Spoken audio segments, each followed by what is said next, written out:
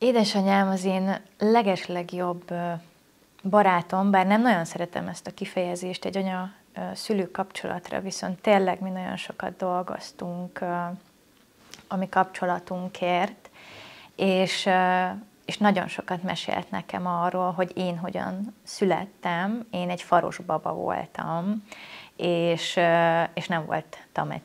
nem voltam egyszerű szülés, de hüvely úton meg tudott engem szülni az én édesanyám.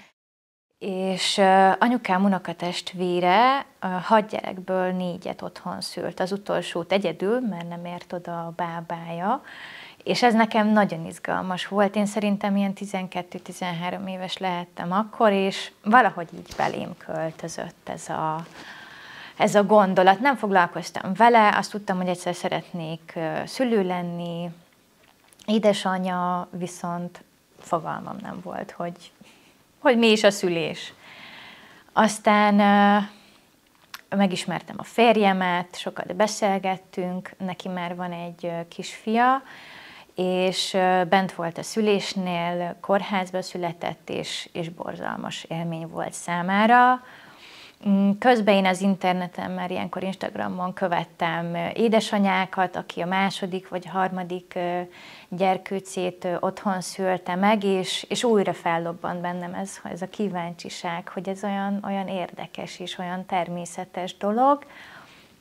Úgyhogy amikor mi és a férjemmel a szülésre készültünk a kislányomnál, felvetettem, hogy mit szólna hozzá, hogyha otthon születne meg a mi szerető körünkbe, és egyből támogatott, hogy bármit, csak ne az a hentes legyen, mint amit ő tapasztalt. Viszont mivel akkor lettem várandós, amikor munkahelyet váltottam, így sajnos ez a munkahelyemnek nem tetszett, így várandósságom felénél kirúgtak a munkahelyemről, ami anyagilag sajnos ezt így visszavetette, és kénytelenek voltunk elvetni az otthonszülés gondolatát. Aztán a várandásságom során meséltem a családomnak is, hogy miket tapasztaltam, miket olvastam, és hát volt olyan visszajelzés, hogy itt még az otthonszülésre kifejezetten, hogy jaj, hát az veszélyes, illegális, nem szabad, stb.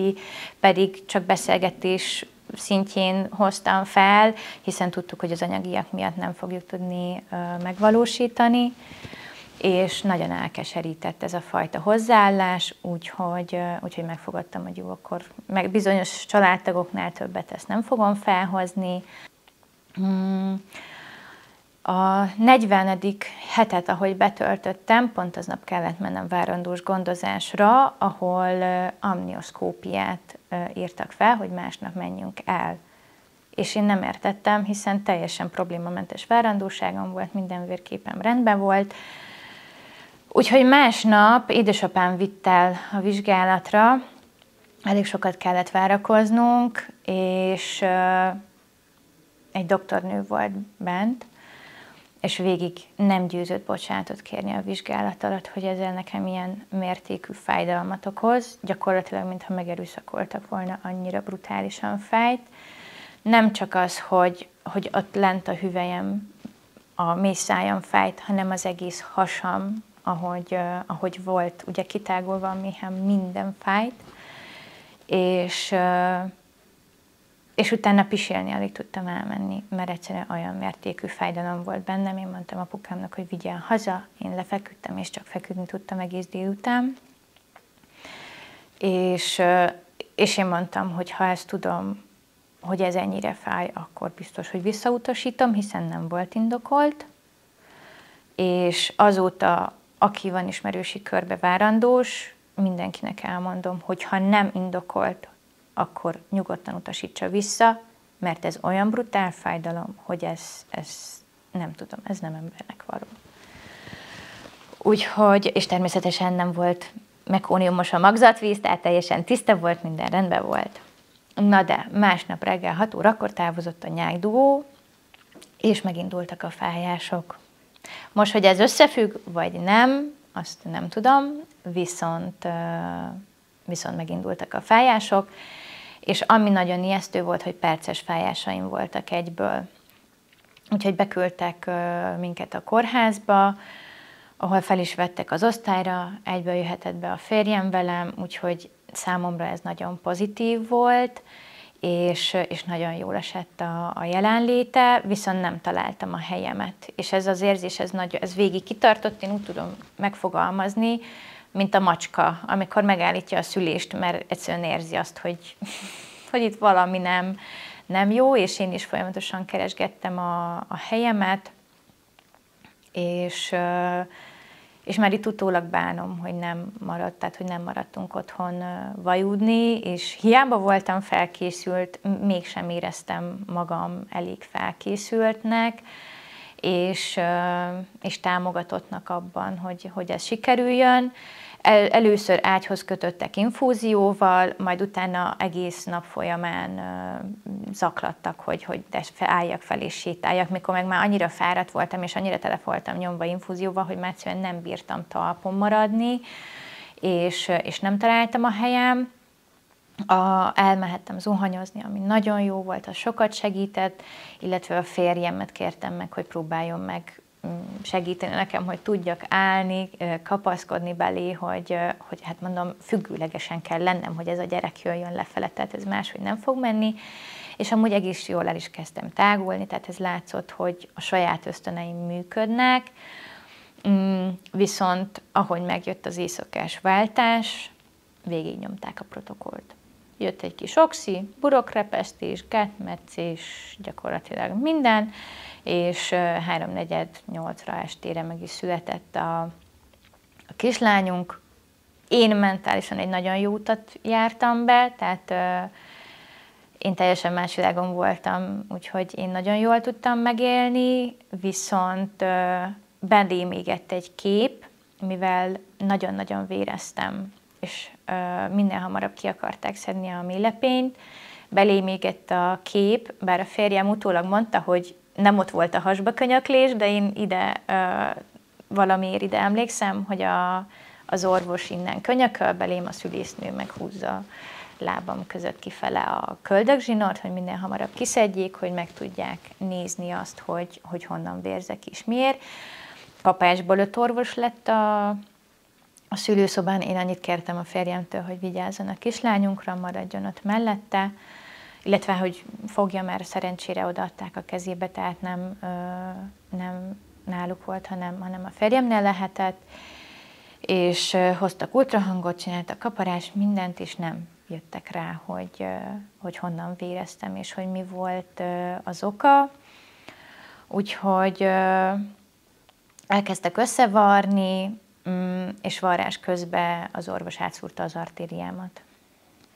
És az utolsó, és nem kötötte le az előző öltést, tehát így végig sprickoltam, és az utolsó öltésnél nem hatott a fájdalomcsillapító, tehát azt teljesen éreztem, szinte majdnem a farpofámnál, ahogy összeöltenek. Férjem próbálta oda tartani a kis sírdogáló kislányunkat, én mondtam, hogy te csak vigyázz rá, mert nekem itt még egy csatát végig kell küzdeni.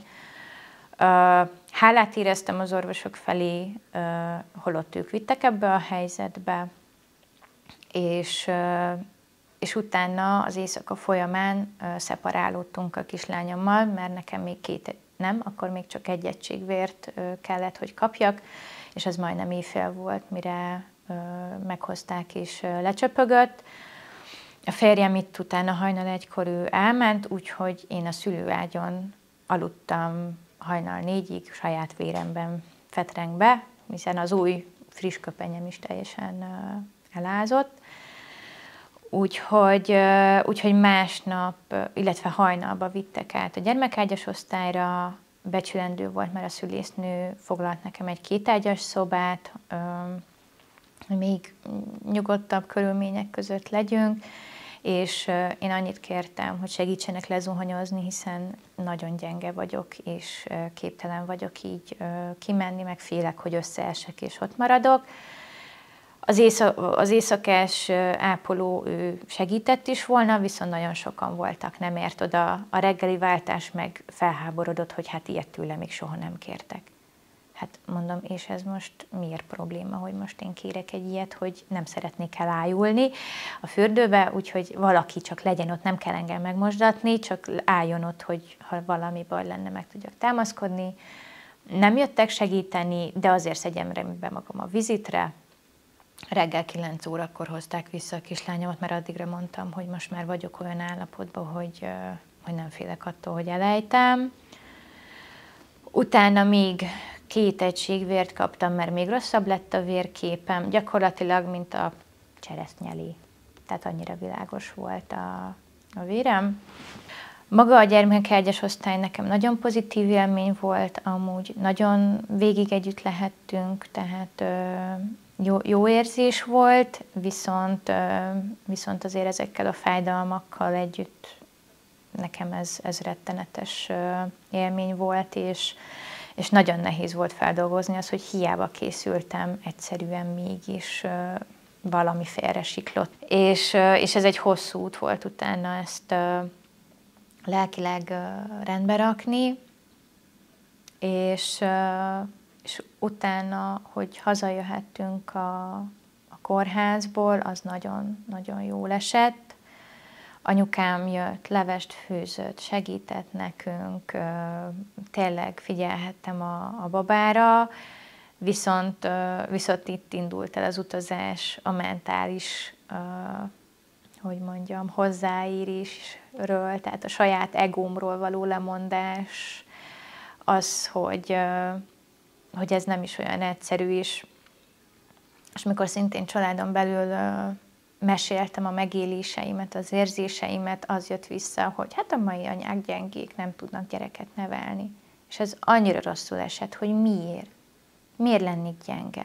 Azért, mert megélem azt, hogy el kell gyászolnom azt, aki voltam, aki bármit csinálhatott, akkor néztem filmet, amit akartam, akkor mentem pisilni, amikor akartam. És ez a semmibe vevése annak, amit én megélek. És szerencsére nem édesanyámtól, de mégis közeli rokontól kaptam ezt meg, és nagyon-nagyon nehéz volt, hogy ezt ne vegyem magamra. Nagyon sokat beszélgettünk anyukámmal, ő is tudta, hiszen ő is ugyanezt kapta meg annak idején, és így tudtunk egymás támaszai lenni, és ő is, mint most már nagymama, így tudta, hogy neki mire lett volna szüksége a családból, és ő ezt szerette volna, ezt szeretné mai napig megadni nekünk. 2-3 hétig volt aktívabb segítségem, és utána szépen lassan kikopott. Sajnos a férjemnek is nagyon sokat kellett dolgozni, anyósom nem volt itthon, anyukám is dolgozik még, tehát ő is kevesebbet tudott jönni, és hamar kettesben maradtunk a kislányommal, és emiatt, amit megkaptam, hogy gyenge vagyok, éreztem én úgy magam, hogy meg kell mutatnom, hogy már pedig én ezt tudom egyedül csinálni. És volt olyan, hogy igenis oda csaptam a szekrénynek, mert annyira felmérgesedtem, egy kis mom rage, hogy nekem ez nem megy. Bárhogy próbálom, ez nekem nem megy. Én nem tudom egyedül. És sírva hívtam anyukámat, hál' Istennek, mire odaért kislányom, elaludt, le tudtam tenni, én meg zokogtam a nappaliba, hogy nekem ez miért nem megy. Anyukám megjött, ő is megölelt, és ő is zokogni kezdett, hogy ő ezt próbálta elmondani mindig. Csak amíg nincs benne az ember, addig nem tudja, hogy ezt nem kell egyedül csinálni. És én csak ezt tudom minden friss anyukának mondani, hogy ezt nem kell egyedül csinálni. És azért van a család, azért vannak a dúlák, azért vannak a szaksegítségek, hogy igenis tudom, hogy nehéz anyagilag ráfordítani, viszont nagyon sokat ér az, hogy egy nyugodt, kiegyensúlyozott anyát kapnak a gyerekek, nem pedig egy idegroncsot, aki még saját magát próbálja újra nevelni. És így, hogy ezek a felismerések megvoltak, napról napra, hétről hétre elkezdtem egyre jobban felépíteni magamat, kialakultak a rutinok, hogy barátnőm jött, anyósom jött, anyukám jött, dédizni mentünk, tehát hogy annyira jól sikerült felépíteni ezt a kis védőhálót, és közben akiktől a megjegyzést kaptam, vagy akitől a megjegyzést kaptam is átformálta magába, tehát hogy ő is látta azt, hogy igen, ezt lehet máshogy. Aztán megérett bennünk a második gyermek gondolata, és itt is úgy mentünk neki férjemmel, hogy hát akkor kihozzuk a kórházból a legjobbat, tehát még jobban felkészülünk, és akkor most már szerencsére volt egy olyan szülésfelkészítő komplex program, amiben tényleg minden benne volt. Voltak kórházi dolgozókkal beszélgetések, bábával beszélgetések, és így láttunk minden oldalt. Majd pont amikor a gátmetszésről beszélgettünk úgy mélyrehatóbban, valami bekattant bennem, 17 hetes voltam, azt hiszem, és én mondtam a férjemnek, hogy én ezt nem akarom. Én nem akarok megküzdeni, ráadásul beszélgettem egy barátnőmmel, aki a másodiknál is úgy volt, hogy ő se akar gátmetszést, de csak rá beszélte a doki, és csak igen mondott, és én mondom, én ezt nem akarom. Én ezt nem akarom megküzdeni. Hogy most komolyan az én testemet megcsonkítsák már megint, és megint artériát szúr, akkor mondom, mi lesz? Úgyhogy nem, ráadásul nekem nagyon-nagyon fájt a gátam, hetekig nem bírtam ülni utána, nagyon sokáig sápadt voltam, és mentálisan nekem nagyon nehéz volt megélni, és én mondtam, hogy nem szeretnék küzdeni a második gyerkőcnél, és akkor beszéltem a programnak a vezetőjével, hogy bennem valami átkattant, és én szeretnék otthon szülni. Csak mondom, ki az, aki ebből a régióba, Észak-Magyarországra eljönne. És akkor mondta, hogy hát a bába, akivel most beszélgettünk, ő jön, keressen meg. Hát mondom, 17 hetes várandós vagyok, mondom, mennyi esély van. Aztán megadta az elérhetőségét, és akkor beszélgettünk, és egyből megvolt a közös hullámhoz ajánlott dúlát is, őt is megkerestem, és éreztem azt, hogy igen, megérkeztem, és őket szeretném magam köré, valamint átbeszéltük az első szülésemet is a bábával, és megértettem mindent, azt, hogy mi vezetett oda, hogy ez a vérzés lett a vége, és egyből tudta azokat a kérdéseket feltenni, hogy engedtek pisilni, volt-e meleget pisilni? Apró dolog, de nagyon sokat számít a szülésnél. Vagy ez meg az, mit csináltak, hogy csináltak, és így rájöttem, hogy igen. Tehát nem ilyen körülmények között kellett volna, és hogy ezek mikor történtek? Hát mikor megjött a váltás. Tehát, hogy ők már, mivel egyedül voltam a szülőszobán, valószínűleg nem szerették volna, hogy tovább húzzam az éjszakába, úgyhogy így sikerült megértenem és elfogadnom az első szülésem eseményeit, és így jobban tudtam készülni szerintem a második szülésre, na de utána jött a család, hogy kinek mondjuk el, kinek nem mondjuk el. Hát anyukám, ő valamennyire nyitott volt, viszont nagyon félt a legalitásától. Elküldtem neki jogszabályt, beszélgettünk róla, elmondtam mindent, ugye ő benne még a Geréb Ágnes féle hírek vannak benne, még nagyon régről, és mivel annyira nem nézett utána, nem volt információ, ezért ő félt ettől.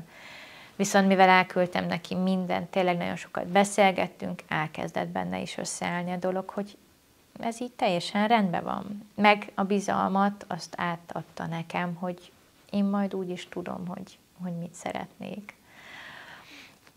Tudtam, hogy ki az, akinek nem szeretnénk elmondani, tehát férjem szüleinek nem mondtuk el, hogy mire készülünk,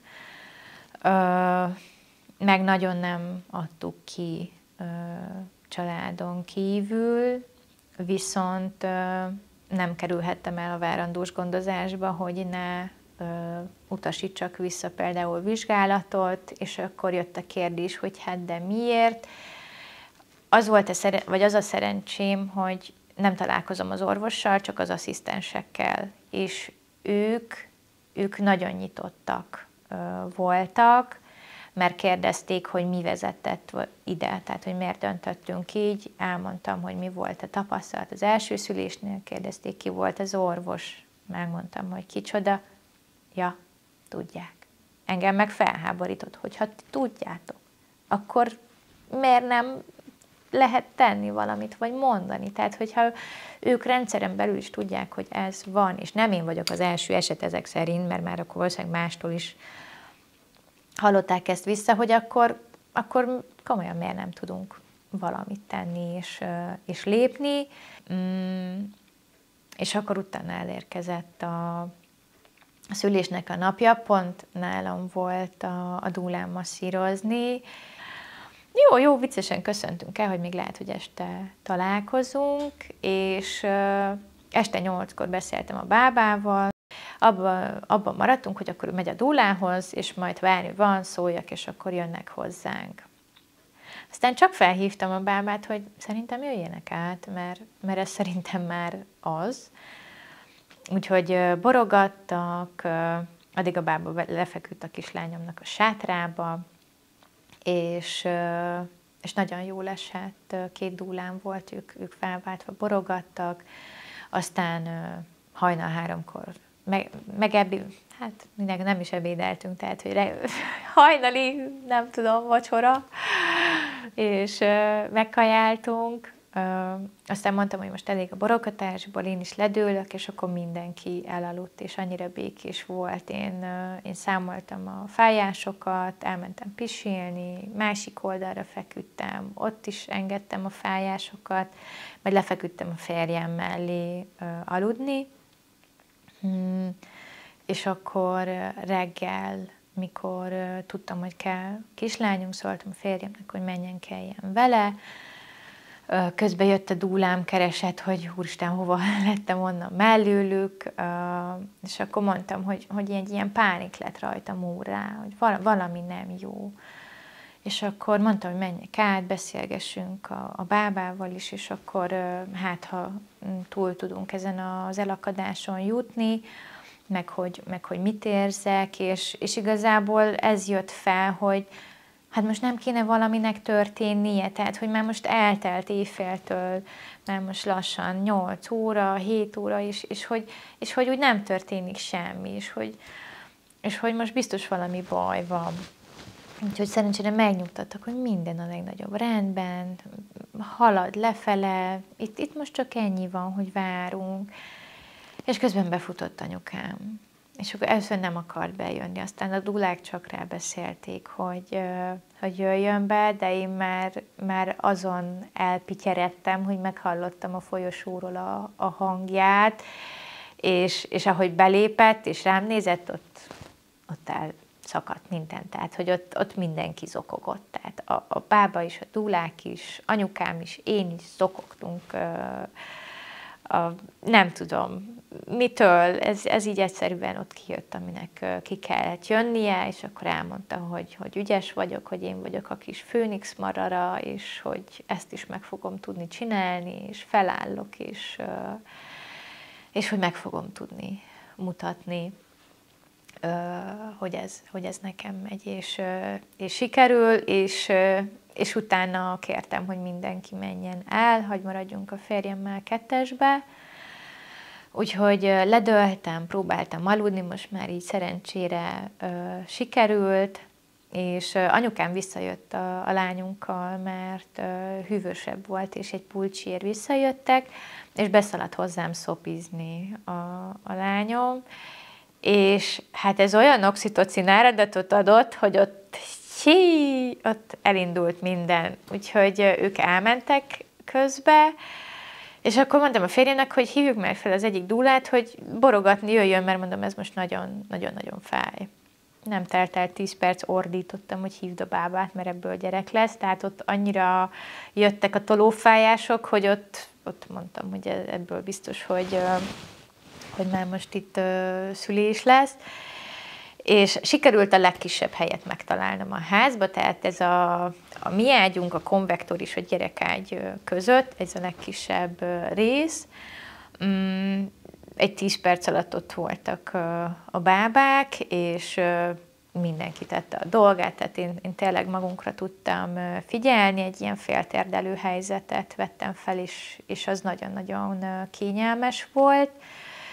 Férjem ült előttem, fogta a kezemet, és úgy volt, hogy ő fogja majd elkapni a gyereket. Csak aztán azt realizálnom kellett, hogy hát ő előlem nem tud mögém repülni, főleg nem ezen a kis helyen. Nyilván ugye ott volt a bába, tehát hogy ő aktívan jelen volt. És akkor én gyorsan, mikor már éreztem, hogy nagyon jön, akkor így próbáltam a kezemet is úgy pozícionálni, hogy akkor megfogom majd én.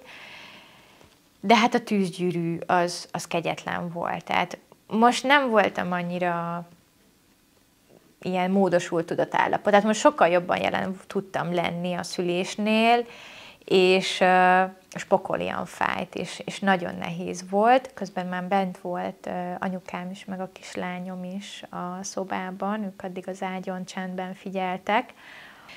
És itt is elkeseredtem egy ponton, hogy nekem ez nem fog menni, és hátraültem a sarkamra, és itt is elkeseredtem, hogy ez nem fog menni, és szintén hát olyan üdvrivalgást töltötte be a szobát, hogy de igenis menni fog, hogy utána felszívtam magam, és utána a következő nyomásban mindent is beleadtam, és akkor átjött a kis feje, és akkor onnantól meg már nagyon könnyen kijött a kis teste, és egyből magamhoz öleltem, és hatalmas eurofória járt, tehát hogy ez itt sikerült, és itt volt az édesanyám, és van is egy fotó róla, hogy ránéztem, hogy látod, anya, hogy én mire vagyok képes, hogy ez sikerült, és megcsináltam.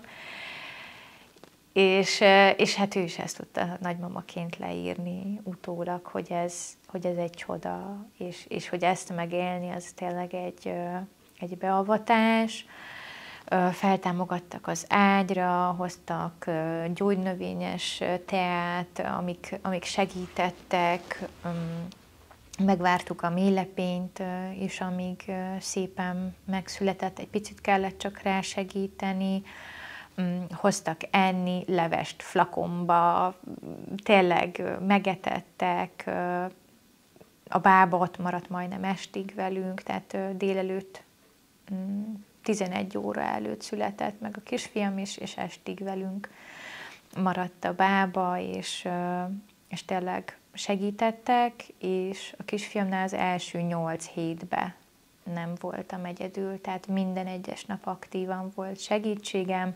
A férjem közben munkahelyet váltott, tehát ő nagyjából 3 hetet tudott velünk végig otthon lenni, ami nagyon-nagyon jó volt, tehát az nagyon-nagyon kellett, lótuszszületés volt, tehát nem vágtuk el a köldögzsinort, és az első 4 napot mi csak az ágyba töltöttük a kisfiammal, és először furcsálták, hogy akkor így hogy fogjuk mozgatni, de hogyha az ágyba vagyunk, ott nem nagyon kell mozgatni, és akkor a 4. nap reggelén ők el is váltak egymástól. Az olyan volt, mint egy második születés. Mentálisan sokkal jobban viseltem, fizikálisan sokkal jobban visszaalakultam. A kisfiam egy elég nagy baba volt, tehát ő 4 kiló felett született, és nem lett sérülésem, tehát egy picike hámsérülésem lett, amit nem is kellett ölteni. Azóta nem fáj a gátmetszésem, tehát viccesen úgy beszéltük a bábákkal, hogy helyre szültem a gátamat, úgyhogy azóta tényleg mondhatom azt, hogy rendben vagyok. Tehát, hogy én már 3 hónapos volt a kisfiam, amikor mondtam, hogy nekem jöhetne a következő, tehát még rendesen hiányzott is a pocakom. Úgyhogy mentálisabban jobban viselem ezt a 2 gyermekes létet, és tényleg mindenkinek csak azt tudom mondani, hogy nem kell egyedül végigcsinálni.